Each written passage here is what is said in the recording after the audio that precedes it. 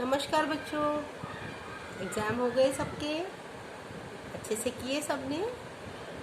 Okay. आज हम अपना नया लेसन शुरू करने जा रहे हैं, हिंदी का पढ़ें कैसे। ये सेकंड टर्म से आपका शुरू है और इसके अंदर आपका जो ये बताया गया है कि आप कोई भी कविता पढ़ते हो, कोई भी अनुच्छेद पढ़ते हो, कोई भी आप मतलब पाठ पढ़ते हो, लेसन पढ़ते हो, तो आपको कैसे पढ़ना चाहिए, उस पर क्या ध्यान रखने योग्य बातें होती हैं, उसके बारे में आपको सारा समझाया गया है। सबसे पहला जो इम्पोर्टेंट चीज़ है, सबसे महत्वपूर्ण बात जो है कि हमें कोई भी चीज़ जो भी हम पढ़ते हैं उसको धीरे धीरे मन में ध्यानपूर्वक पढ़ना चाहिए। पढ़ते पढ़ते समझने का प्रयास करना चाहिए, ठीक है। और कठिन शब्दों का जानने का प्रयास करना चाहिए। मैम आपको समझाती है ना, स्टार्टिंग कैसे करती हैं, पहले पाठ का थोड़ा सा सार बताती हैं, उसके बाद कठिन शब्द कराती हैं, फिर पूरा पाठ कराती हैं, उसके बाद क्वेश्चन आंसर कराती हैं, जिससे कि आपको जो लेसन है वो अच्छे से समझ आ पाए। फिर जो आप जो बात समझाना चाहते हैं उसका जो मूल भाव को जानना और किस उद्देश्य से के लिए आप ये पढ़ रहे हो या पठन पाठन करवाया जा रहा है आपको, वो उद्देश्य भी आपको क्लियर होना चाहिए। केवल बात को निपटाने की कोशिश नहीं करना, पढ़ने के बाद बात को व्यक्त करने की क्षमता का विकास करना। मतलब आपने जो लेसन पढ़ा है तो आपको क्यों पढ़ाया जाता है कि आपको जब एग्जाम्स में जो क्वेश्चन आंसर आएंगे उनका आप आराम से आंसर दे सको, इसलिए आपको पाठ को ध्यानपूर्वक पढ़ना और सुनना बहुत ज़रूरी है। अच्छा, क्या है, पढ़ने के कितने तरीके हैं? बहुत सारे तरीके हैं। पहला क्या है, कागज़ पेंसिल लेकर पढ़िए, उसमें से आपके जो मेन पॉइंट्स हैं उनको लिख लीजिए और उनको याद करने की कोशिश कीजिए। दूसरा है समय का सदुपयोग करना सीखिए, और जो आपकी पहले प्रायोरिटी है, प्राथमिकता है कि मुझे पहले ये क्वेश्चन, अब जैसे बच्चों ने किया मल्टीपल चॉइस क्वेश्चन पहले कर लिए या फिल इन द ब्लैंक्स पहले कर लिए, तो ये मतलब क्या है, आप उसको ये ध्यान रखो कि प्राथमिकता क्या है, कि मैं इसको कैसे पहले से, इसको मेरे को जल्दी से आता है तो मैं इसको जल्दी कर लूँगा। और हमें क्या पढ़ना है, पढ़ने की गति कितनी, जल्दी जल्दी पढ़ना है, रुक कर पढ़ना है या समझ कर पढ़ना है, नहीं पढ़ने वाली चीज़ों को अलग उठाकर रख देना है, पढ़ने वाली उपयोगी चीज़ों को जो है आपको संभाल करके रखना है, ठीक है। अब क्या है, अब जैसे अब इसमें है कठिन शब्द, वो आप इसमें इजी से हैं, विवेचना, लिखी हुई बातों को खूब सोच समझ करके पढ़ना, मौन वाचन, चुप रह करके पढ़ना, पारस्परिक, एक दूसरे से संबंधित, कार्य कारण संबंध, कोई काम किस कारण के लिए हुआ, कड़ी, बाहर निकली, मतलब बाहर कड़ी जो है निकली, अनमनी, उदास, बेमन, धूल में मिलना, नष्ट हो जाना।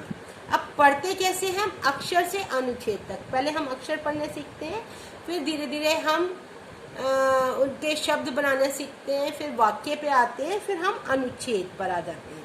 तो इस तरीके से हमारा पाठन शुरू होता है। फिर शब्द ज्ञान से अर्थ ज्ञान तक, मतलब शब्द ज्ञान हो गया जैसे आ, का, गा, गा।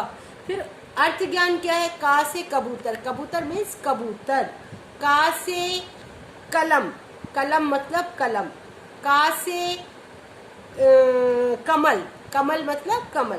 तो क्या हो गया, शब्द ज्ञान से अर्थ ज्ञान की ओर। जब आपके पास शब्दों का ज्ञान हो गया, शब्द को पढ़ करके आप उसके अर्थ भी समझने लगे, फिर उसके बाद क्या होता है, अर्थ ज्ञान से पढ़ने की कुशलता तक। मतलब कि आपको अब अर्थ तो पता लग गया कि कमल या कलम, कलम से लिखते हैं, तो अब आप वाक्य पढ़ रहे हो, उसको पूरा समझ में आए कि कलम से हम लिख सकते हैं। ऐसे आज तालाब में मैंने बहुत सुंदर कमल खिले हुए देखे, तो ये क्या है कि आज भी समझ में आया, मैंने भी समझ में आया, तालाब भी आपको समझ में आया और कमल खिलते हुए देखे। तो मतलब सारा क्या, अर्थ ज्ञान से पढ़ने की कुशलता तक, कि आपको शब्दों का ज्ञान हो गया, आप अक्षरों का ज्ञान हो गया, शब्दों का ज्ञान हो गया, आप वाक्य बनाने लगे, उसको पढ़ने लगे, और उसको पढ़ करके समझने लगे। ठीक है, उसके बाद आपका आ जाता है अपठित कविता कैसे पढ़े। जैसे आपने कोई भी कविता कभी पढ़ी नहीं है तो उसको आपको कैसे पढ़ना होगा। जो निकल कर बादलों की, एक ये है बड़ी सुंदर सी एक कविता है, इसको ज़्यादातर लोगों ने पढ़ा है। जो निकल कर बादलों की गोद से थी अभी एक बूंद कुछ आगे बढ़ी। इस कविता में आपको कोई भी है ना, जैसे कोई भी अर्थ समझाने की ज़रूरत नहीं है, क्योंकि एक नया सा शब्द है इसके अंदर। सोचने फिर यही जी में लगी, आह क्यों घर छोड़कर मैं क्यों करी। मतलब आपको समझ में आ रहा है कि बादलों से निकल कर के एक बूंद गिरी है, लेकिन वो मन में सोच रही है हाय मैं अपना घर, बादल का घर छोड़ के क्यों निकली हूँ, क्यों मैं बाहर निकल गई हूँ। देव मेरे भाग्य में है क्या बदा, मैं बचूंगी या मिलूंगी धूल में। कि वो कह रही है कि हे भगवान, मेरे भाग्य में क्या लिखा हुआ है कि मैं बचूंगी या मैं धूल में मिल जाऊंगी। गिर पड़ूंगी यूं अंगारे पर किसी, या गिरूंगी मैं कमल के फूल में। मतलब कि मैं या तो किसी अंगारे मतलब आग पर गिर जाऊंगी। अब बारिश आती है तो ये थोड़ा ना पता है कहीं आग है कहीं फूल है, जिस पर भी गिरनी होती है वो तो गिर ही जाती है ना, उसमें तो हम कुछ भी नहीं कर सकते। बह गई उस काल कुछ ऐसी हवा, वह समंदर और आई अनमनी, एक सुंदर सीप का मुंह था खुला, वह उसी में जा गिरी। अब क्या हुआ कि एकदम हवा ने रुख बदला और जो बारिश बूंद थी उसने भी अपना रुख बदल दिया और वो समुद्र की तरफ चल गई।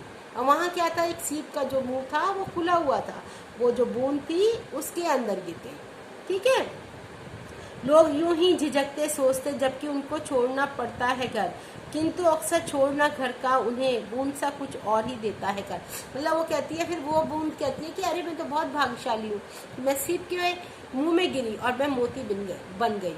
और लोग जो है बाहर निकलते हैं अपने घरों से, वो बहुत परेशान होते हैं कि पता नहीं हमारा क्या होगा, क्या कैसे होगा। वो कहते हैं कि कई बार घर छोड़ना भी हमारे लिए बहुत ही अच्छा होता है।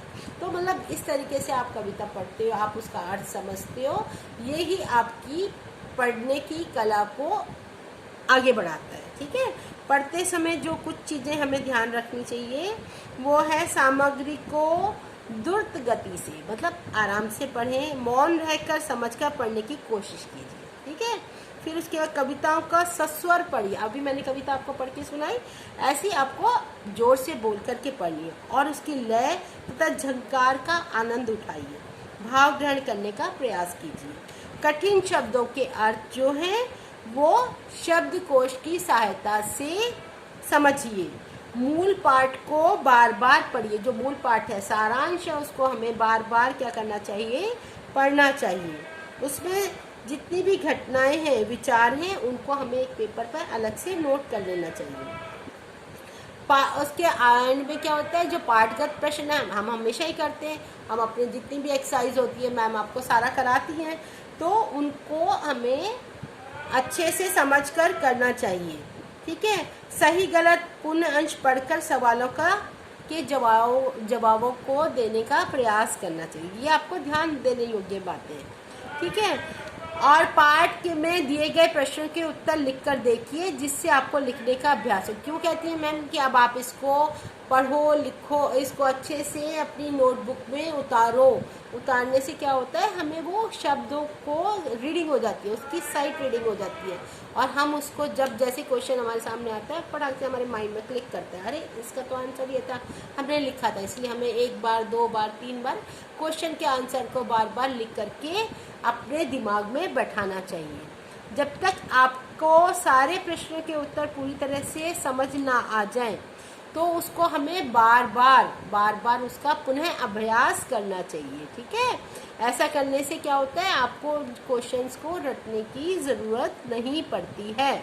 इसके बाद अब आपके जो हैं ये पाठगत प्रश्न हैं, पढ़ने का अभ्यास हो जाने पर हमें क्या करते हैं, हम क्या करते हैं, कई शब्द को एक साथ एक प्रभाव में पढ़ते हैं। ठीक है, फिर उसके बाद असली पढ़ना क्या कहलाता है, दिए गए विचार को समझना। असली पढ़ना कहलाता है सामग्री में दिए गए विचारों को समझना। पढ़ने के कौशल के इन चरणों को सही क्रम में लगाइए। क्या क्या है उसके, जैसे कि फर्स्ट क्या है, अक्षरों तथा उससे बने शब्दों को पहचानना। फिर सेकंड है आपका शब्दों के अर्थ बताना। फिर क्या है, फिर है आपका पढ़ने के साथ साथ उसके अर्थ को भी समझना। फिर है उसके साथ में आपका है पाठ्य सामग्री को तीव्र गति से मन ही मन पढ़ना। फिर क्या है, जो आपका है कही गई बात पर विचार कर केंद्रीय भाव ग्रहण करना। मतलब आपने पहले अक्षर का ज्ञान किया, फिर शब्दों का किया, फिर वाक्यों का किया, फिर आपने किसी अनुच्छेद को पढ़ा, उसको समझा और फिर उसका अपना भाग्य जो उसका भाव था वो उसको व्यक्त किया। ठीक है। सामग्री पढ़ते समय निम्नलिखित में से क्या आवश्यक नहीं है? शब्दों से नए शब्द बना। आपको एक वो दिया हुआ है, कविता दी है, आपने सिर्फ उसको पढ़ना, उसको समझना है और उसकी व्याख्या करनी है। अच्छा, अब इसके बाद है कहानी को, एक पैराग्राफ है, उसको ध्यान से पढ़ना है, उसको क्रम में लगाना है कि उस मतलब उसमें क्या है कि इस कहानी में क्या क्या नहीं था। एक किसान ने भोजन शाम को खाया था। आप पढ़ोगे इसको अनुच्छेद की तो बहुत अच्छी सी स्टोरी है ये, छोटी सी। इसको करके फिर आप सही गलत लिख इसमें करोगे, या आप अपनी कॉपी के अंदर करना। एक किसान ने भोजन शाम को खाया था। नहीं। घुड़सवार से उसकी अच्छी जान पहचान थी। नहीं, वो तो ऐसे ही मिल गया था उसको। किसान बर्तन अपने घर भिजवाना चाहता था। सही बात है। ठीक है। घुड़सवार ने पहले मना कर दिया क्योंकि वह किसान के घर का पता नहीं जानता था। सही। फिर उसके बाद में आधे रास्ते पहुंचकर घुड़सवार ने सोचा सेवा करने में कोई हर्ज नहीं, पता ढूंढा जा सकता है, उसने ये सोचा था। गलत। घुड़सवार को सोचकर अपने घर चला गया। गलत।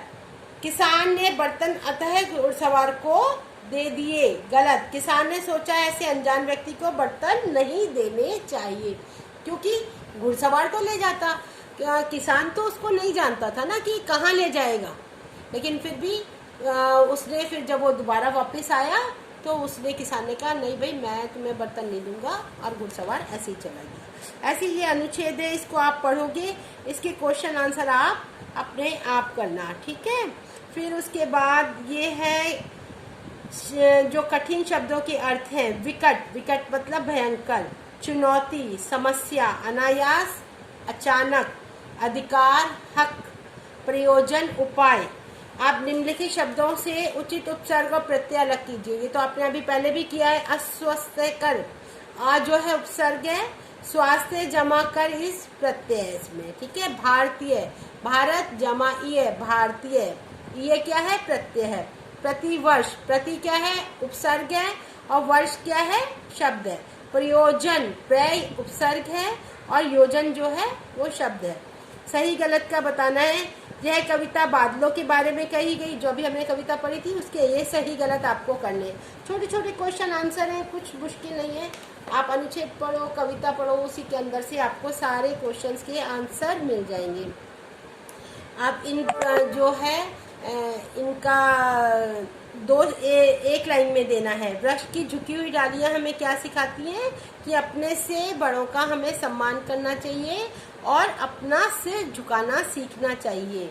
दीपक किसका प्रतीक है? दीपक अंधकार रूपी अज्ञान को दूर करने का प्रतीक है। अंधेरा किसका प्रतीक है? अंधेरा जो है अंधकार और अज्ञान का प्रतीक है। अपने गुरुजनों से हमें क्या सीखना चाहिए? हमें अपने गुरुजनों से अच्छा ज्ञान प्राप्त करना सीखना चाहिए। छोटे छोटे क्वेश्चंस हैं, सब आपको मुश्किल कुछ भी नहीं है। इसमें जो एक पंक्ति का आशय स्पष्ट कीजिए, ये आप जरूर करना, ये बहुत इम्पोर्टेंट है। दीपक से सीखो जितना हो सके अंधेरा हटना, सत्पुरुषों के जीवन से सीखो निश्चरित करना। मतलब जैसे दीपक की लौ जो है अंधकार को हटाती है, ये हमें सिखाती है कि हमें समस्त संसार से ज्ञान जो अज्ञान से मतलब अज्ञान को दूर करना अपने ज्ञान से। सत्पुरुषों के द्वारा जीवन में सत्य बोलना सीखो, झूठ कभी मत बोलो, क्योंकि सत्य की हमेशा क्या होती है? जीत होती है, झूठ की हमेशा हार होती है। अच्छे चरित्र का व्यक्ति वही होता है जो अपने जीवन में सत्य को आधार मानता है।